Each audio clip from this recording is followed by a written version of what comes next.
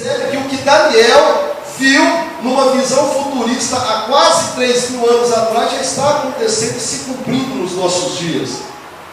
Mas, amados, João Batista, quem era esse João Batista que foi conhecido como aquele que batizava, ou foi conhecido apenas como uma voz que clama no deserto? Esse João, chamado Batista, o batizador, foi responsável por fazer algo importante na trajetória do Cordeiro de Deus. Ele foi o responsável por preparar o caminho. Ele fez uma preparação do caminho. E uma coisa interessante, irmãos, o Cordeiro de Deus, pastor, o que o Cordeiro de Deus fez? O que o Cordeiro de Deus faz? Qual a importância desse Cordeiro? E aí eu quero chamar você para dentro desta mensagem que vamos trazer aqui essa noite. Esse Cordeiro é o mesmo Cordeiro de Gênesis capítulo de número 22, que trocou de lugar com Isaac, quando Isaac estava para ser imolado, quando Isaac estava para ser sacrificado no monte de Moriá.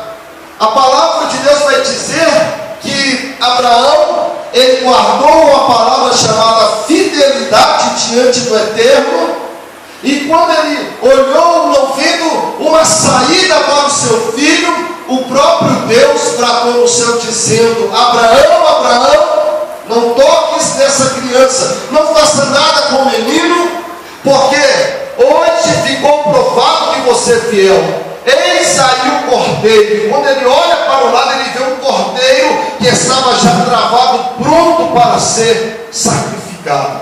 Diga glória a Deus. Então, amados, o texto de João capítulo 1, no primeiro versículo vai dizer algo interessante, e eu quero trazer isso para a nossa igreja aqui essa noite.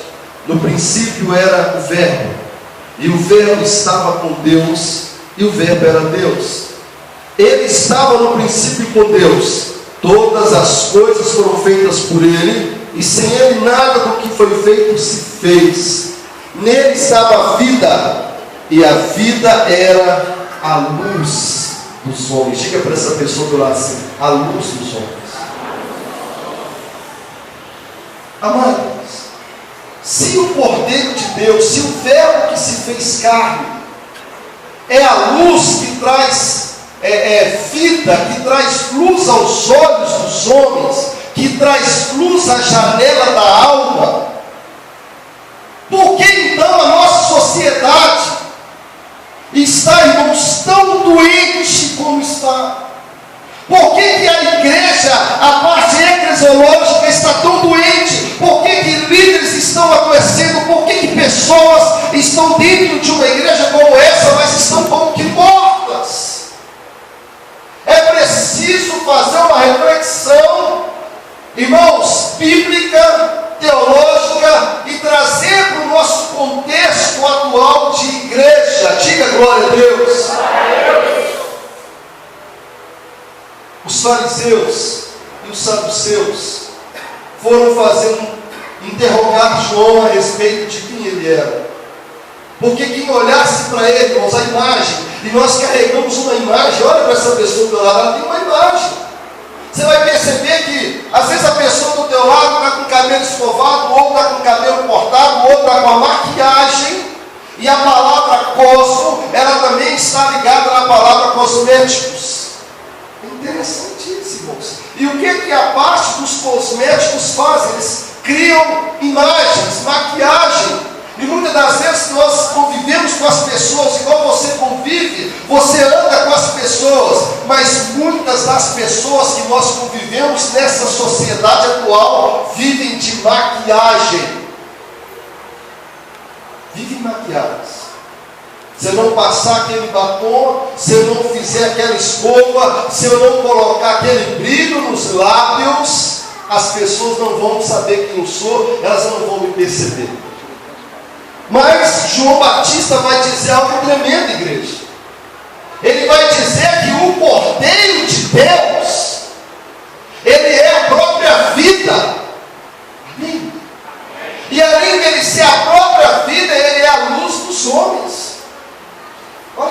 interessante. Mas aí, se você cruzar os textos, João 3,19 vai dizer que os homens amaram mais as trevas do que a própria luz, porque as suas obras eram más. Amém, gente? Você está entendendo? Amém. Então, queridos, o Cordeiro, ele é capaz de tirar o pecado do mundo. E na hora que eu fui lendo esse texto, o Espírito Santo foi impactando o meu coração. Irmãos, não há outra forma, não tem outra maneira dos homens que nós temos conhecido, das pessoas que temos nos misturados com ela no trabalho, na faculdade, na escola, na esquina, na padaria, no supermercado.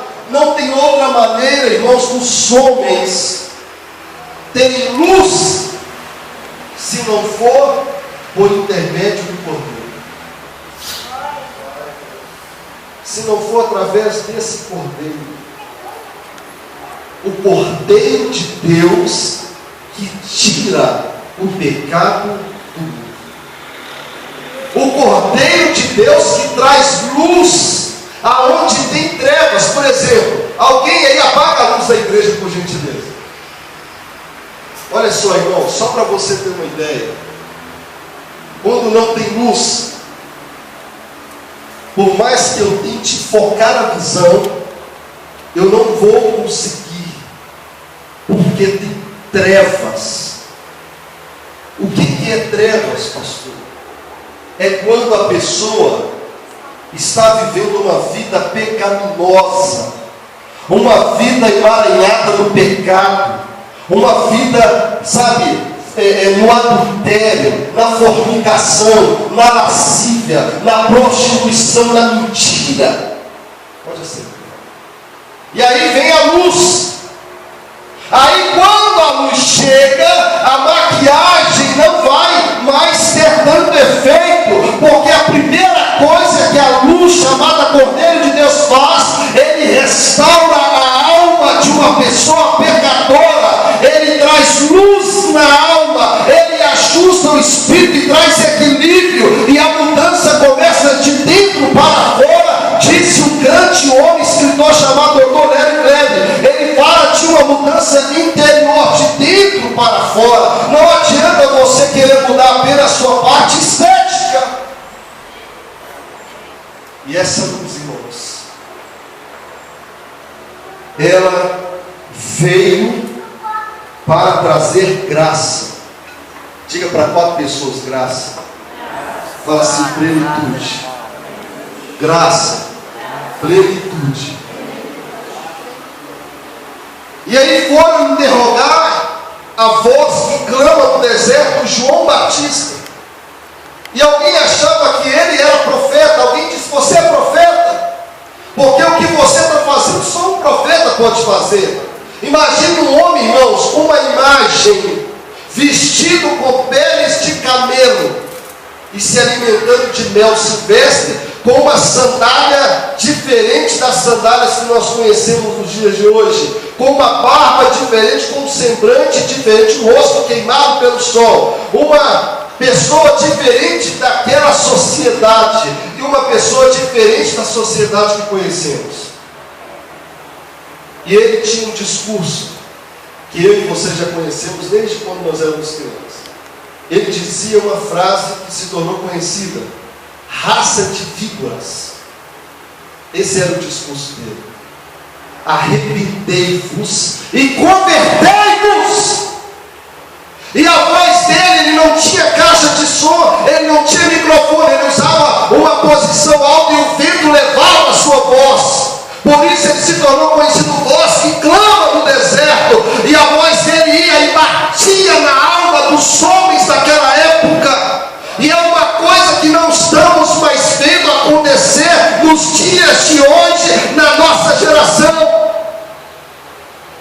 Irmãos, falar de pecado para algumas pessoas hoje se tornou brincadeira. Falar de arrependimento hoje se tornou chacota. Eu me arrepender, tá bom demais do jeito que eu estou. Eu continuo na igreja e continuo pecando. Eu continuo na igreja e continuo aprontando. E parece que as vozes dos profetas dessa geração já não faz mais sentido para a alma de muitas pessoas. Mas a voz de João Batista pereça. E ele dizia: raça de víboras, arrependei-vos e convertei-vos.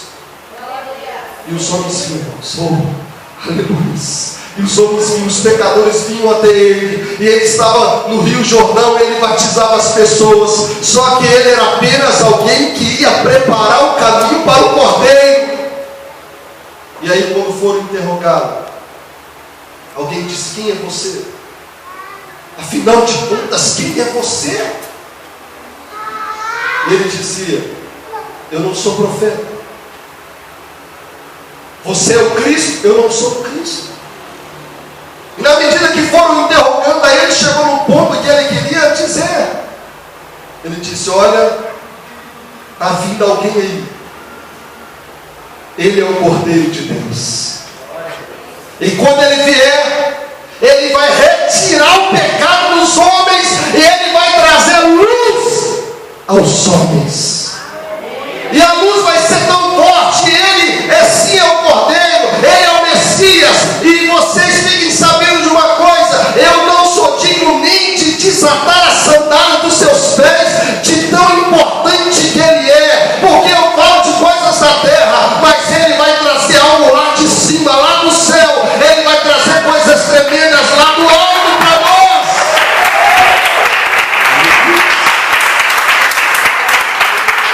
Somente o Cordeiro pode iluminar a mente. E Romanos capítulo 12, versículo de 1 a 3 vai dizer que a igreja, nós povo do Senhor, precisamos de uma mudança, precisamos de metanoia, transformação de mente, para experimentar a boa, perfeita e agradável vontade de Deus.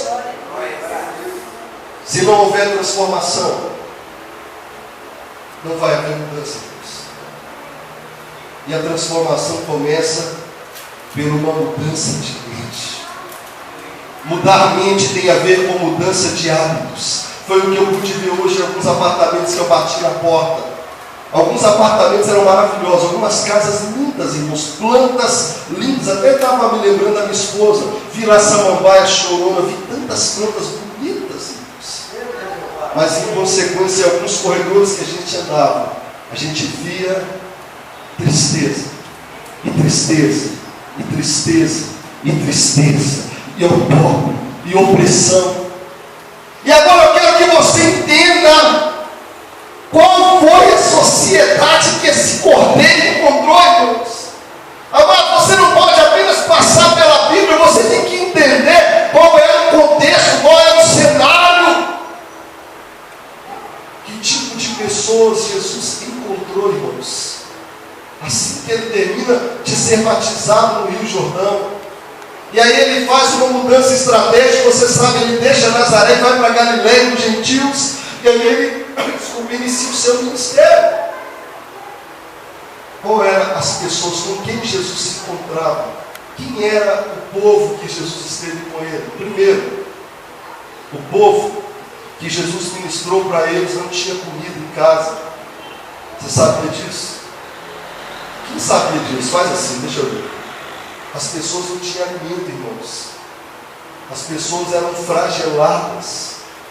Sabe, querido, você que às vezes não dá valor ao alimento que você tem em casa, 90% das pessoas que Jesus se encontrava com elas não tinham comida dentro de casa. E eu provo para você dentro da Bíblia, porque quando Jesus mandou despedir a multidão, Pedro falou: Senhor, eles não tem nem pão para comer. E aí Jesus teve que fazer um milagre do pão e do peixe. Amém, gente? Você está entendendo? Sim ou não? Sim. Então, querido, agora eu quero chamar a sua atenção. O Cordeiro de Deus. Nós iniciamos o texto dizendo que no princípio ele era o Verbo. Amém, gente? Amém. Ele era a palavra. Diga para essa pessoa assim, a palavra.